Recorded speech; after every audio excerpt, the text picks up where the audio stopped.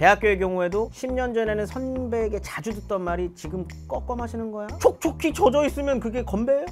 치얼스라고 하던가. 세상의 모든 것들이 탄생한 이유를 밝혀드립니다. 저는 역사학자 김재현이고요. 온스토리 오늘의 주제는 주도입니다.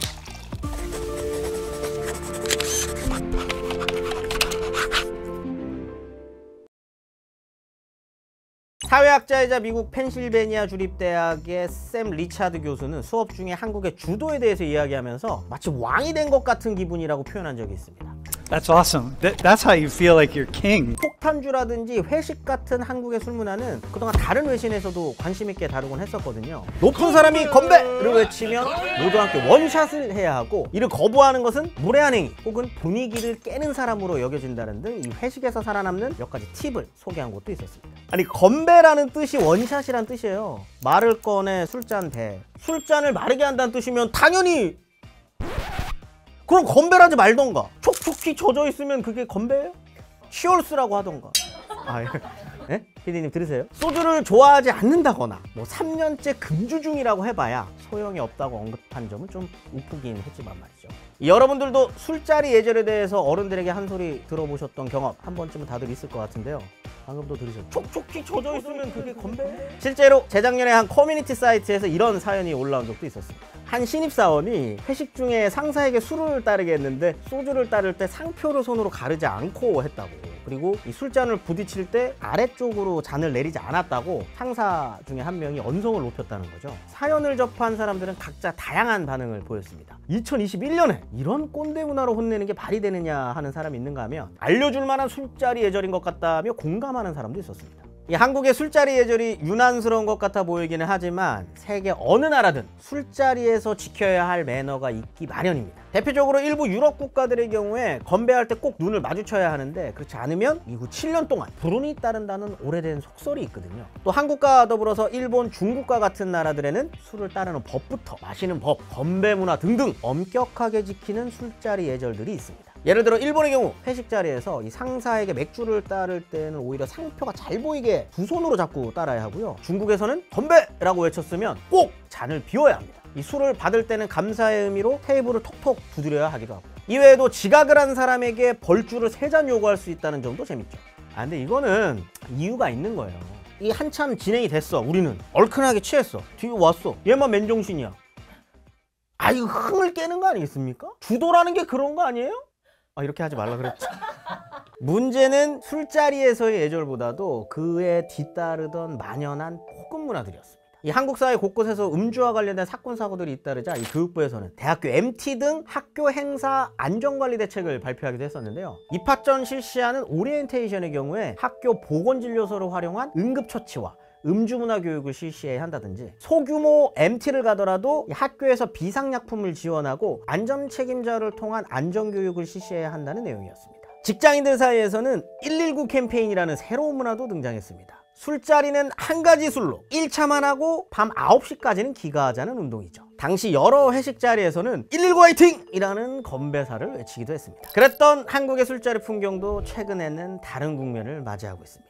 직장 내에서도 술을 강요하지 않는 분위기 덕분에 회식에 대한 긍정적인 평가가 늘었고요. 대학교의 경우에도 10년 전에는 선배에게 자주 듣던 말이 지금 꺾어 마시는 거야? 였지만 그 몇 년 사이 각자의 음주 스타일을 배려하는 방향으로 변화했습니다.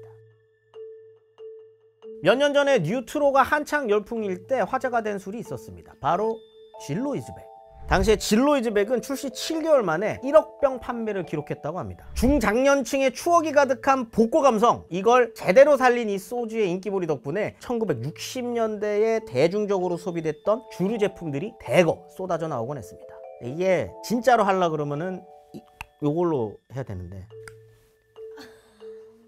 이거 모르세요? 옛날 빨간 소주, 빨간 거, 빨간 놈 이로 딱 돌이켜보면 누구나 소주, 맥주를 편히 마실 수 있게 된 건 1960년대부터의 일입니다. 그 이전만 해도 이 술이라는 건 아무나 마실 수 없는 귀한 존재였거든요. 조선시대만 보더라도 이 술은 사치품의 대명사였습니다. 이 술을 제조해서 마신다는 건 식량을 낭비하는 거나 마찬가지였거든요. 이게 무슨 말이냐면 지금도 그렇지만 알코올은 대부분 곡물과 과일에서 얻을 수 있잖아요. 먹을 양식도 넉넉하지 않은데 이걸 술로 만든다. 특히나 이 소주처럼 발효 이후에 증류까지 해야 되는 주종은요, 원재료가 훨씬 더 많이 들어가니까 굉장히 호사스러운 것이었습니다. 그래서 일반 백성들이 술을 접할 수 있는 건 정말 중요한 날, 귀하게 쓰이는 때에만 마셔볼 수 있었습니다. 예를 들어 제사, 혼례, 장례 혹은 이 성인식과 같은 관홍상제를 치를 때에서나 조금 마실 수 있었던 거죠. 그 외에 일상적인 날에는 자유롭게 술을 마실 수 없었다라고 전해지는데요. 실제로 조선 500년의 역사 동안 금주령이 꽤 자주 발동되었기 때문입니다.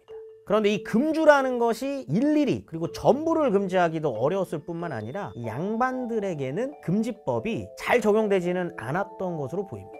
금주령을 어기면 사형까지 내렸다는 영조는 이런 말도 했다고 합니다. 왜 사대부 양반에게는 법을 적용하지 않고 상민과 천민에게만 집행하는가? 세력이 있는 자는 적발하지 못하니 근본을 버려두는구나. 그런데 막상 이렇게 탄시까지 했던 영조 본인도 금주령에도 불구하고 술을 즐겨 마셨다는 썰도 있습니다. 조선 왕조실록에 보면 영조가 금주령을 내린 후 술 대신 송절차를 즐겨 마셨다라고 하거든요. 근데 이게 말이 차지 실은 소나무 가지와 쌀로 빚은 약용주, 즉 술이었다라고도 전해집니다. 원래 이름도 이 송절주였는데 영조가 송절차라고 불렀다고도 하죠. 그러다가 일제강점기가 되면서 소주를 만드는 새로운 제조 방법이 도입됩니다. 바로 희석식 소주를 만드는 방법입니다. 이 희석식 소주라는 건 옥수수나 수수, 이 고구마처럼 식물성 탄수화물을 발효시켜서 증류한 알코올을 물에 희석시키는 방식으로 만드는 건데요. 꼭 쌀이 아니더라도 다른 값싼 재료들로 만들 수 있다는 장점이 있었습니다. 이런 이유로 희석식 소주는 식량 사정이 좋지 않았었던 1970년대까지 대중들이 손쉽게 구매할 수 있는 술로 자리매김하게 된 겁니다. 술자리마다 소주나 맥주가 당연스럽게 주인공이었던 시대가 엊그제 같은데요. 수제 맥주, 와인, 전통주를 비롯해서 요즘의 주류 트렌드라는 위스키까지 요즘 한국인들은 정말 다양한 술을 즐기고 있다고 합니다.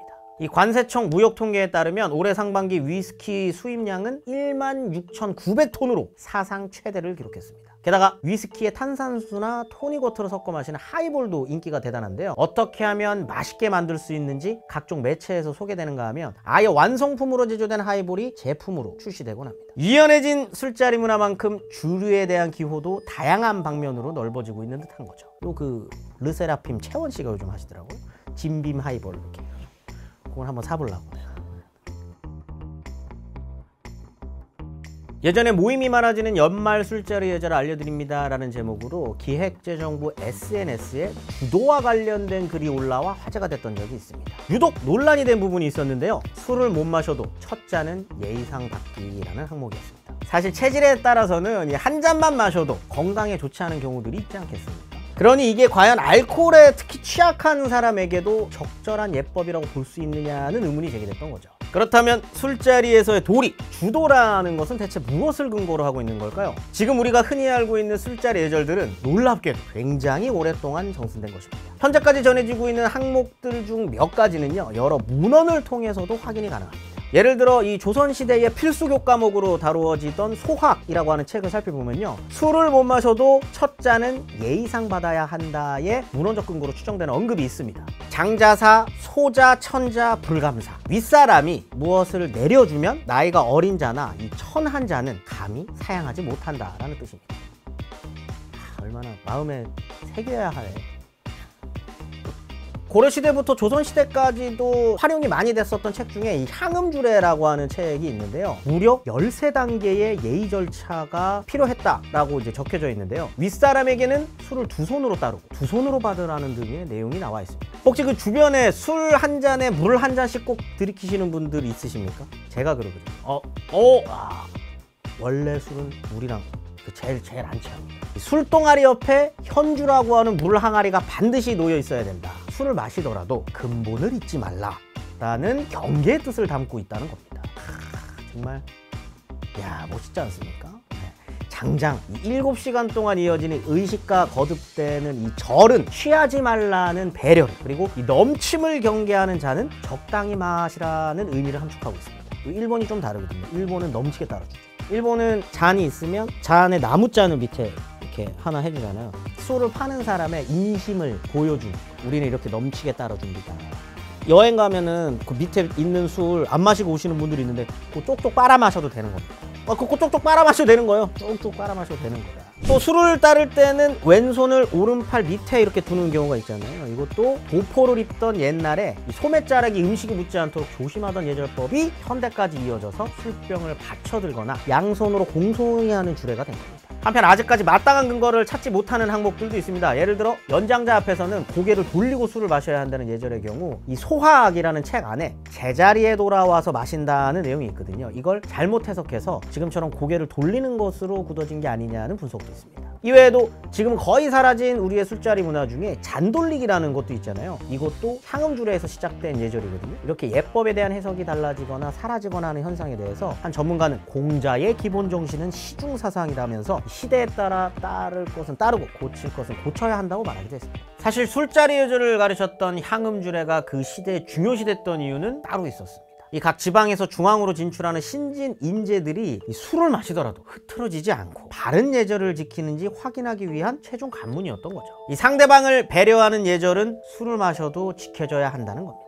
유교, 성리학 이런 게 꼭 나쁜 거는 아니에요. 음주로 인해 각종 사건 사고가 터져 나오는 요즘 주도를 어느 세대나 특정 시대의 딱딱한 문화로만 여길 수는 없는 것 같죠. 술 그리고 대한민국의 음주 문화에 대해 여러분들은 어떻게 생각하십니까? 댓글로 의견 많이 남겨주시고요. 저는 다른 이야기로 다시 찾아오겠습니다.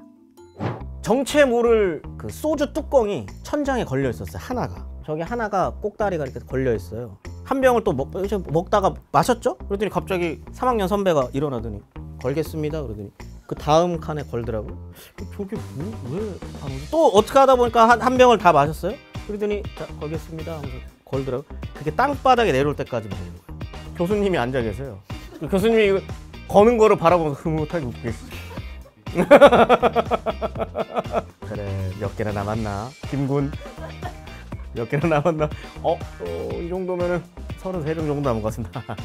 그래, 지금이 2시니까 4시 반쯤이면 끝나겠구만 이러면서 그냥 조용히 마셔요.